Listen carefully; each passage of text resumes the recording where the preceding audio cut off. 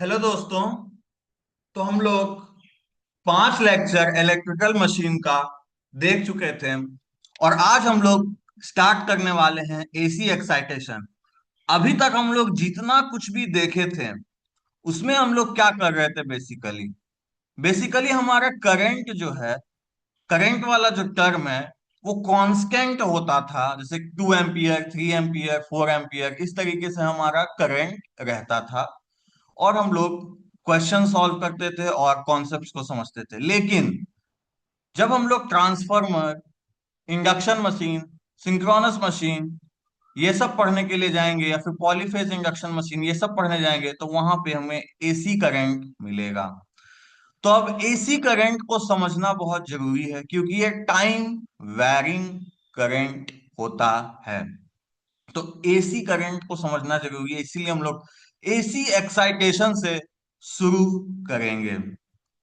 तो यहां पे देखिए, आपको मैंने एक सिंपल सा ट्रांसफार्मर का फोटो बनाया है जिसका सेकेंडरी साइड इस साइड में, मतलब दूसरे साइड में, सेकेंडरी साइड में ओपन है, ओपन सर्किट है।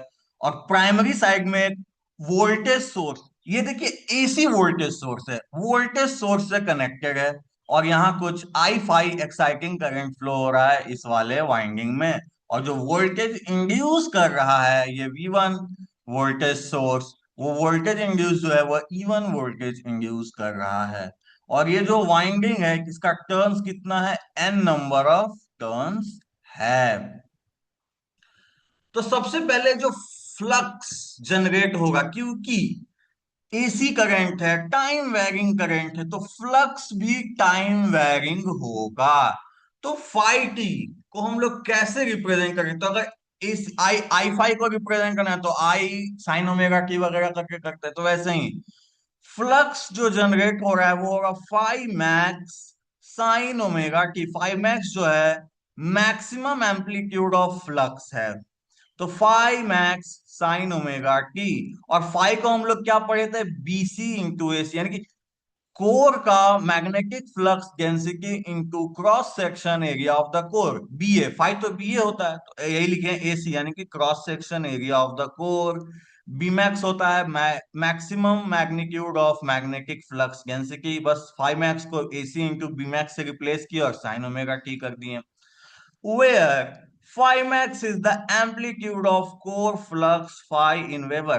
कोर फ्लक्स जो है फाई, उसका एम्पलीट्यूड है फाई मैक्स, मतलब मैक्सिमम एम्पलीट्यूड, इसीलिए मैक्स लिखा गया। B max amplitude of flux density BC in tesla, BC मतलब मैग्नेटिक फ्लक्स डेंसिटी का मैक्सिमम एम्पलीट्यूड बी मैक्स है।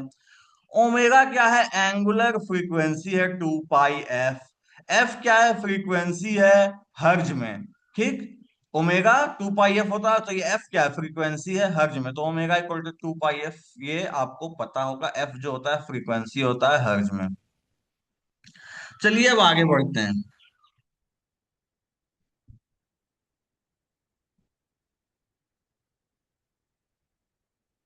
तो अगला है the voltage induced in N turns. अब वोल्टेज इंड्यूस क्या होता है, E equal to N D phi T by D T, यही ना होगा। E equal to N D phi by D T, ये तो हम लोग पहले वाले लेक्चर्स में भी पढ़े हुए हैं। तो E T equal to N D phi T by D T. तो डी फाई टी, इसको देखिए, इसका अगर हम क्या करेंगे, डिफरेंशिएशन करेंगे तो क्या आएगा, five max into omega cos omega T, यही ना होगा, साइन ओमेगा का कॉस ओमेगा टी। चलिए देखते हैं यही किए हैं कि नहीं। तो five x into omega, five x और ओमेगा देखिए दोनों टर्म है कॉस ओमेगा टी, और एन तो लगेगा एन डिफाइव बाई डी टी, मतलब एन नंबर ऑफ टर्म्स है तो एन डिफाइव बाई डी टी। तो omega N phi x cos omega T.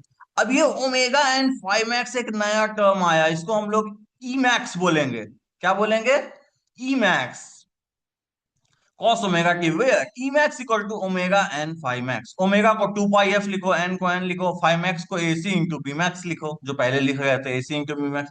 तो ये है आपका ई मैक्स का value, 2 pi F N A C B max in steady state operation. अब देखिए ये तो आ गया आपका किसी एक इंस्टेंटेनियस टाइम पे, लेकिन हम लोग एक ऐसी क्वांटिटीज में root mean square RMS values को कंसीडर करते हैं।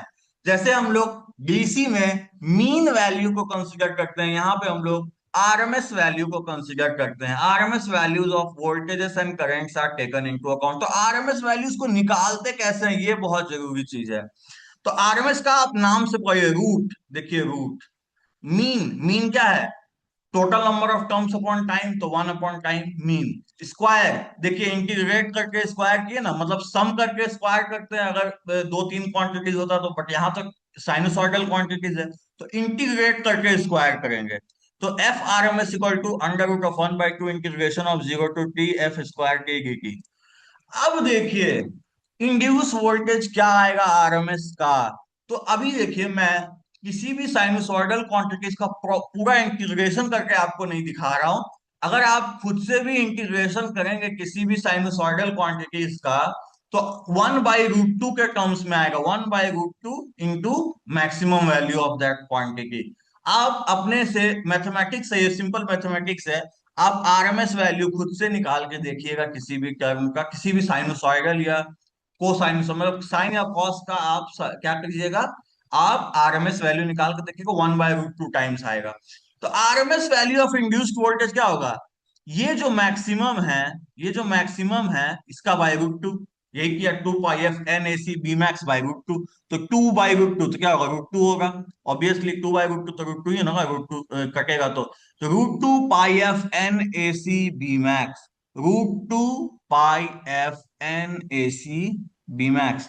कहीं कहीं किसी किसी बुक में √2 इंटू पाई को मल्टीप्लाई करके 4.44 लिखा हुआ रहता है। आप देखिए √2 इंटू पाई कीजिएगा तो कितना आएगा, 4 हाँ 4.44 आएगा। आप √2 इंटू पाई कीजिएगा तो 4.44 आएगा। तो √2 पाई की जगह 4.44 लिखता है, F N A C B max लिखता है। आपको मन है तो आप करके देख लीजिएगा, वरना ऐसे भी आप इस फॉर्म में भी याद रख सकते हैं RMS value of the induced voltage. बहुत इंपॉर्टेंट है, ट्रांसफार्मर जब पढ़ेंगे तो इससे हम लोग बहुत सारे फॉर्मूलाज पे ध्यान ध्यान देंगे और बहुत सारे क्वेश्चंस भी सॉल्व करेंगे। चलिए आगे देखते हैं। अब देखिए जो सबसे इंपॉर्टेंट चीज है, ये वाला ग्राफ। ये वाला ग्राफ समझ में ही नहीं आता है बहुतों को। तो मैंने सारे फॉर्मूलेज इधर लिख रखे हैं। Phi equal to B C into A C, यानी कि मैग्नेटिक फ्लक्स डेंसिटी है वो फाई पे डिपेंड करता है। F equal to N into I phi equal to H C into L C. अब देखिए इससे हम लोग आई फाई क्या लिखेंगे, H C L C by N. मतलब कि ये जो करंट है, एक्साइटिंग करंट है, वो magnetic field intensity H C, magnetic field intensity H C पे भी डिपेंड करता है। तो क्या पता चला, फ्लक्स जो है वो बीसी पे डिपेंड कर रहा है, एक्साइटिंग करंट जो है वो एच सी पे डिपेंड कर रहा है। चलिए अब हम लोग इस ग्राफ को समझते हैं। तो ये सबसे पहला ग्राफ है ई। ई क्या है? ईएमएफ, जो वहां पे हम लोग अभी डिराइव करके आए हैं ई, वो ईएमएफ। तो ये क्या, एक साइनसॉइडल क्वांटिटी है। क्यों साइनसॉइडल क्वांटिटी है? क्योंकि देखिए अभी हम लोग इसको थोड़ा सा, इसको देखिए, ईटी क्या आ रहा है, एक साइनसॉइडल क्वांटिटी ही तो आ रहा है, मतलब को साइनसॉइड से, लेकिन साइनसॉइडल है ना। तो ये देखिए ये आ गया आपका ई, ये है आपका ई। ठीक है, ये ई यहाँ पे लिखा हुआ है। उसके बाद है फाई। तो फाई क्या है? फाई क्या है? Phi T sine omega T. उसी को तो ई की बना है, omega N phi max cos omega T, वही तो आया। तो कॉस, ई जो है कॉस ओमेगा टी वाला टर्म है। फाई जो है, phi T sine omega T वाला टर्म है, ये फाई। ठीक। अब देखिए एक पीकी टाइप का एक और वेव फॉर्म है, ये है आई, एक्साइटिंग करंट का वेव फॉर्म। जो वाइंडिंग्स में जो करंट फ्लो कर रहा है आई फाई, वो देखिए पीकी नेचर का है थोड़ा सा। ये देखिए पीकी नेचर है इसका। ये एकदम सा प्रॉपर साइनसॉइडल नहीं है, ये पीकी नेचर है। पीकी नेचर होने का सबसे बेसिक कारण क्या होता है किसी भी वेवफॉर्म का? पीकी नेचर होने का सबसे बेसिक कारण क्या होता है? तो एकदम आसान कारण है कि उसमें हार्मोनिक्स होंगे। यही कारण हो सकता है, उसमें हार्मोनिक्स होंगे। या फिर वो प्रॉपरली साइनसॉइडल नहीं होगा, तो हाँ नहीं है। एक्साइटिंग करंट जो होता है, कोई जरूरी नहीं है कि वो प्रॉपरली साइनसॉइडल हो, वो होता नहीं है।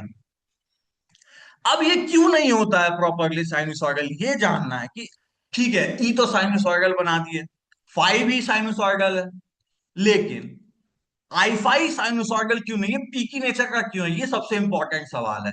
तो वो इसलिए होता है क्योंकि जो कोर, जो हम लोग मैग्नेटिक कोर यूज कर रहे हैं मैग्नेटिक सर्किट्स बनाने के लिए या फिर ट्रांसफार्मर बनाने के लिए, उसका जो मैग्नेटिक प्रॉपर्टीज होता है वो नॉन लीनियर नेचर का होता है। मैंने पहले ही बताया था, फेरोमैग्नेटिज्म जो होता है, फेरोमैग्नेटिक मटेरियल्स जो होते हैं वो नॉन लीनियर नेचर के होते हैं। मैंने पहले के वीडियोस में एक्सप्लेन कर रखा है, वो कभी भी लीनियर नेचर के नहीं होते। पैरामैग्नेटिक लीनियर हो सकते हैं, लेकिन फेरोमैग्नेटिक हमेशा नॉन लीनियर नेचर के होते हैं, इसीलिए उसमें हिस्टैरिसीस लूप बनता है। देखिए यहाँ पे मैंने हिस्टैरिसीस लूप बनाया है, ये देखिए हिस्टैरिसीस लूप।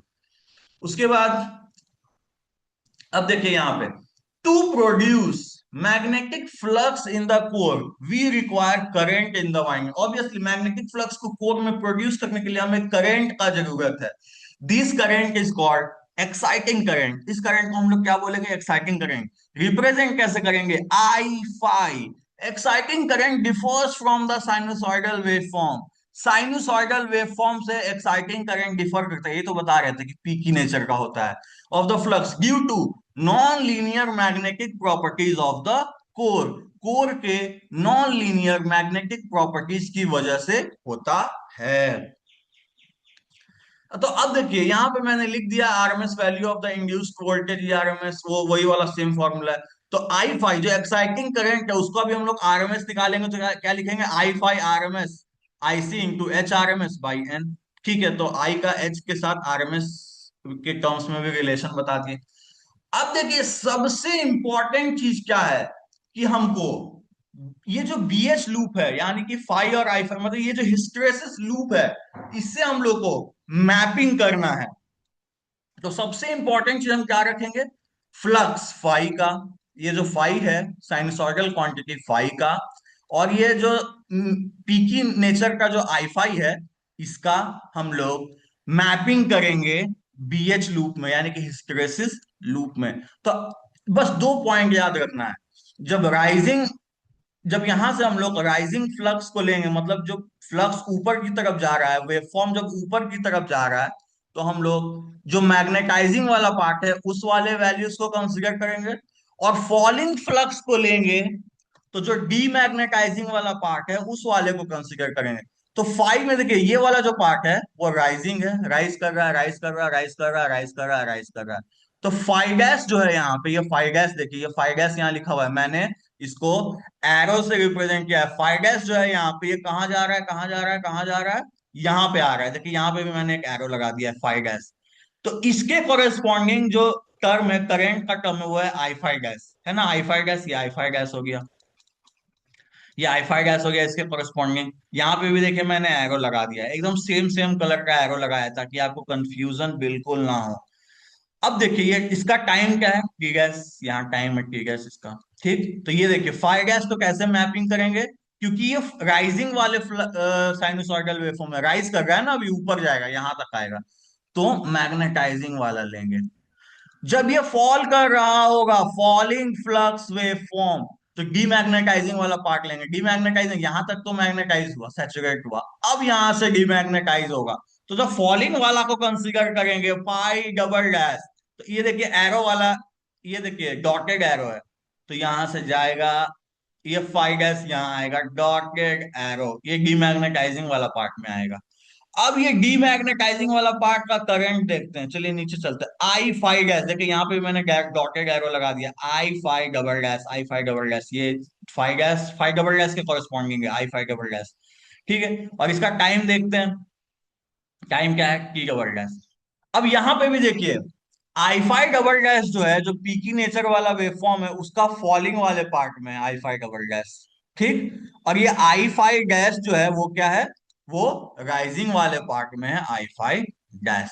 तो इसी तरीके से जब राइजिंग वेवफॉर्म को आप ले रहे होंगे, तो उसके कॉरेस्पॉन्डिंग हिस्टैरिसीस लूप में मैग्नेटाइजिंग वाला जो पार्ट होगा, वहां से हम लोग वैल्यू को उठाएंगे, और जब फॉलिंग वाले पार्ट को ले रहे होंगे, तो उसके कॉरेस्पॉन्डिंग जो डीमैग्नेटाइजिंग वाला पार्ट है, मतलब ये वाला पार्ट देखिए, डीमैग्नेटाइजिंग वाला पार्ट है ये वाला, डीमैग्नेटाइजिंग वाला जो पार्ट है, यहां से हम लोग वैल्यू को उठाएंगे। ये बहुत इंपॉर्टेंट चीज है, हम लोग को समझ में ही नहीं आता, क्योंकि मैंने पहले भी आपको बताया था कि हिस्टैरिसीस लूप जो होता है वो ऐसा नहीं है कि यूनिक वैल्यूज आपको मिलेंगे, उसमें मल्टीपल वैल्यूज मिलेंगे। अगर आप यहाँ से एक वाई एक्सिस के पैरेलल में आप एक लाइन ड्रॉ करेंगे तो आपको मल्टीपल वैल्यूज मिलेंगे, मैग्नेटाइजिंग क्वांटिटीज के भी वैल्यू मिलेंगे, डीमैग्नेटाइजिंग के भी वैल्यूज मिल जाएंगे। तो कौन सा वाला लेना है? तो जब राइजिंग फ्लक्स को कंसिडर कर रहे होंगे तो मैग्नेटाइजिंग वाला को लेंगे, जब फॉलिंग फ्लक्स को करेंगे तो डीमैग्नेटाइजिंग वाला को लेंगे। ये बहुत इंपॉर्टेंट कॉन्सेप्ट है, इसलिए इसको मैंने दोबारा बनाया, डॉटेड एरो दिखाया, ऐसे दिखाया। ये बहुत इंपॉर्टेंट चीज है हिस्टैरिसीस लूप में मैप करना आपको इधर वाले क्वांटिटीज से। So at any given time, the value of I phi corresponding to the given value of flux can be found directly from the hysteresis loop। अभी तो वही कर रहे थे, डायरेक्टली hysteresis loop से हम लोग फाइंड कर रहे थे हर चीज को। अब देखिए हम लोग एक नया क्वांटिटी यूज करेंगे जो ट्रांसफार्मर में यूज होता है, उसको बोलते हैं वोल्ट एम्पियर। वोल्ट मतलब ई, ईएमएफ, एम्पियर यानी कि करंट आई। तो E R M S into I phi R M S. E R M S क्या है? Root two pi F N A C B max. और I phi R M S अभी वहां लिखा था I C H R M S by N. Solve करेंगे, N से N मरेगा तो root two pi F B max H R M S A C into I C. ये आ गया आपका E R M S into I phi R M S. तो इसका बोलेंगे यूनिट क्या होगा? तो वोल्ट एम्पियर, वोल्ट एम्पियर, वो आपको याद रखना है। अब देखिए, कोई भी मैग्नेटिक मटेरियल है तो उसके कोर का कुछ तो मास डेंसिटी होगा ना। डेंसिटी तो आप जानते ही होंगे, रो से हम लोग रिप्रेजेंट करते हैं। तो उस कोर का कुछ तो मास डेंसिटी होगा, रोसी, रोसी होगा। तो एसी इंटू आईसी क्या होगा? एसी है cross section area of the core, sorry ये आईसी नहीं है, मैं गलती बोल रहा हूँ, एलसी है। एलसी यानी कि length of the cross section, मैं बार बार गलती बोल रहा था, length of the cross section.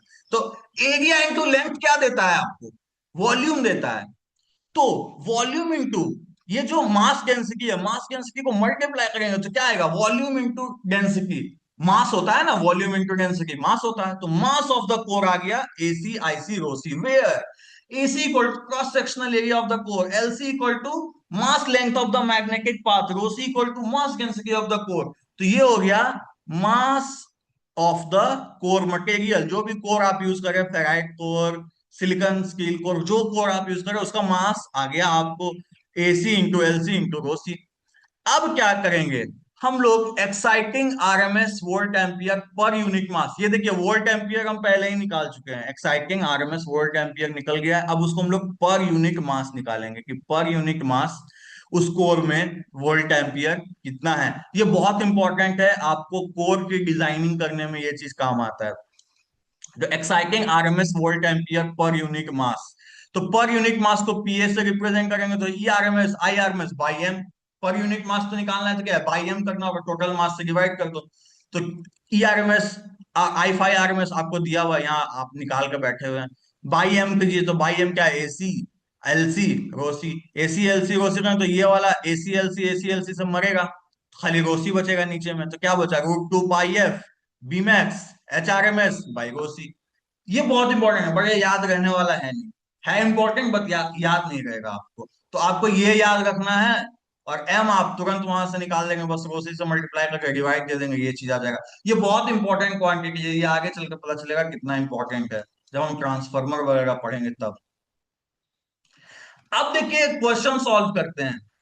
The magnetic circuit shown in the figure consists of rings of magnetic material in a stack। मतलब ये मैंने 2D पे बनाया है, ये 2D फिगर है।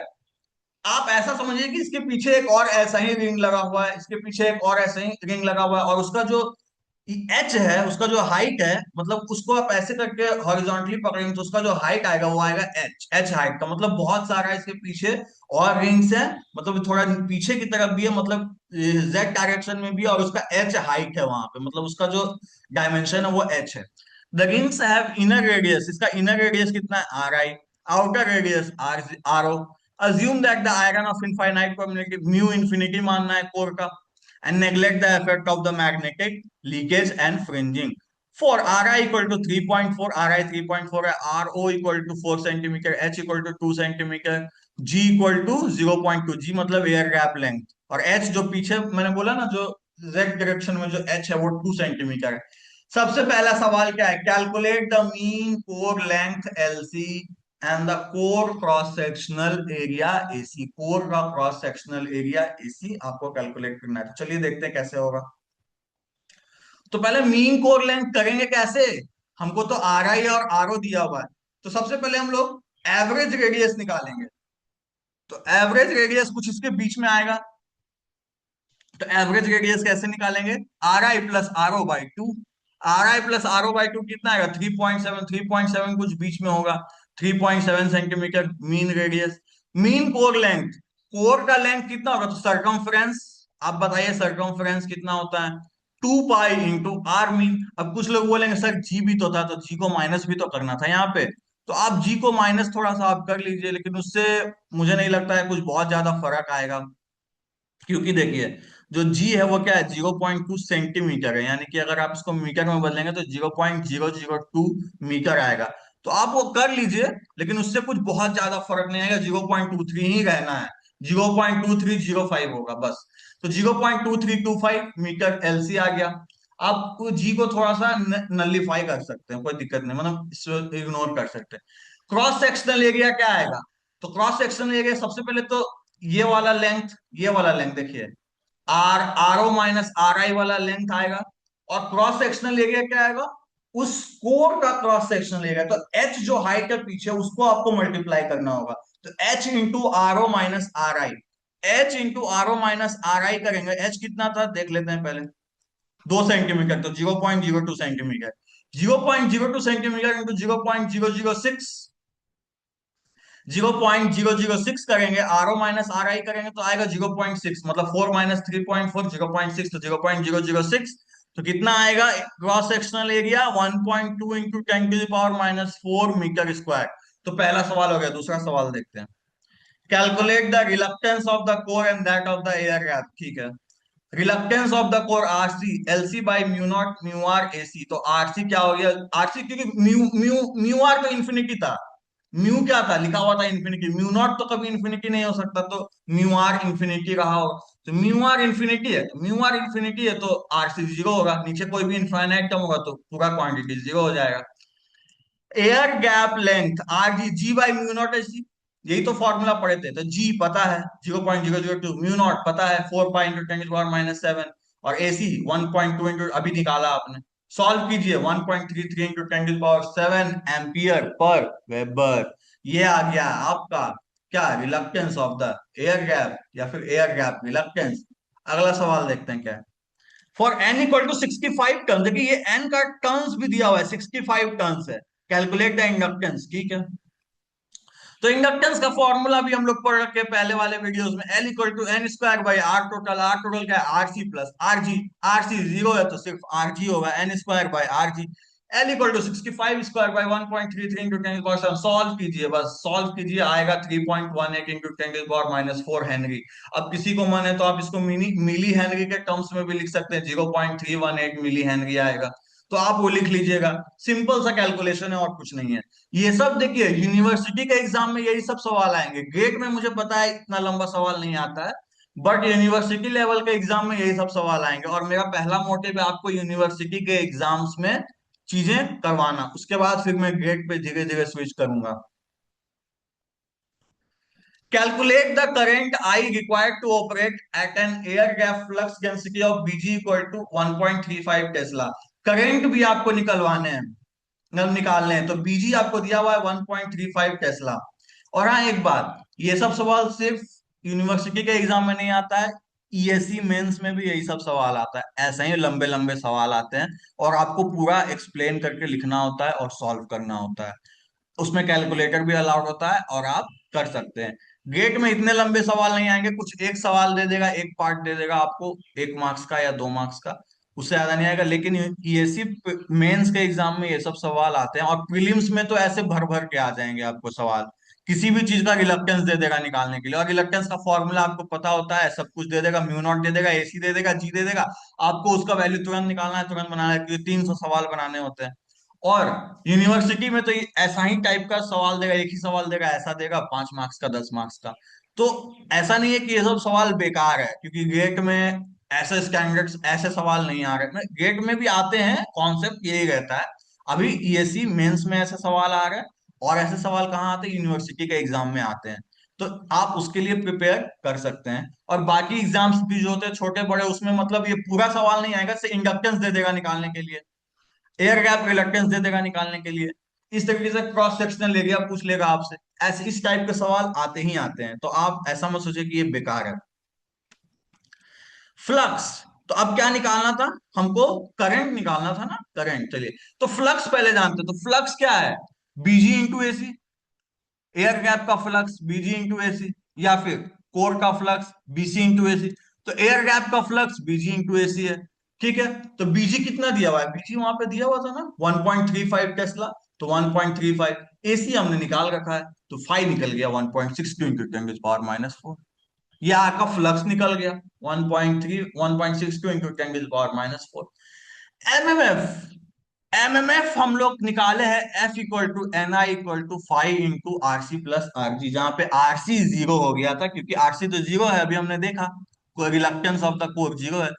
तो F equal to N I into five into RC plus RG, RC zero है तो N I equal to five into RG, वही होगा ना, N I equal to five into RG. तो पहले फाइव इंटू आरजी निकालते हैं, तो फाइव निकला हुआ है, ये है मेरा 1.62 इंटू 10⁻⁴। और आरजी कितना निकाले थे, आरजी भी 1.33 इंटू 10⁻⁷।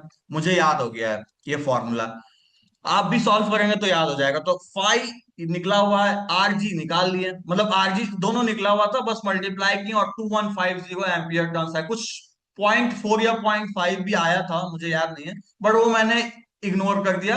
2150 एम्पियर टर्न्स आएंगे। अब एमएमएफ निकल गया, तो एफ इक्वल टू एन आई। तो एमएमएफ निकला हुआ है, एन आई, एन आपको पता है 65 है, तो आई नहीं निकल जाएगा, तो MMF by N, 2150 by 65, 33.1 ampere आ गया, ऑलमोस्ट 33.1 एम्पियर क्या। तो करंट आ गया 33.1 एम्पियर निकल गया। और एक सवाल था, शायद ई पार्ट था, calculate the corresponding flux linkage of the coil. Corresponding flux linkage lambda equal to N five, ये भी मैंने पहले पढ़ा रखा है, एन फाइव। तो एन पता है, फाइव पता है, 65 इंटू 1.62, तो कितना आएगा सॉल्व करेंगे तो 0.01053 वेबर टर्न, तो फ्लक्स लिंकेज हो गया। तो आज के लिए इतना ही, अगले लेक्चर में आगे के वीडियोस भी करेंगे। अभी लंबे चलेंगे वीडियोस, कम से कम 100 वीडियोस आएंगे इलेक्ट्रिकल मशीन के। तो इस तरीके से हम लोग आगे भी पढ़ते रहेंगे, और पढ़ते रहिए, चैनल को लाइक कीजिए, सब्सक्राइब कीजिए। Thank you.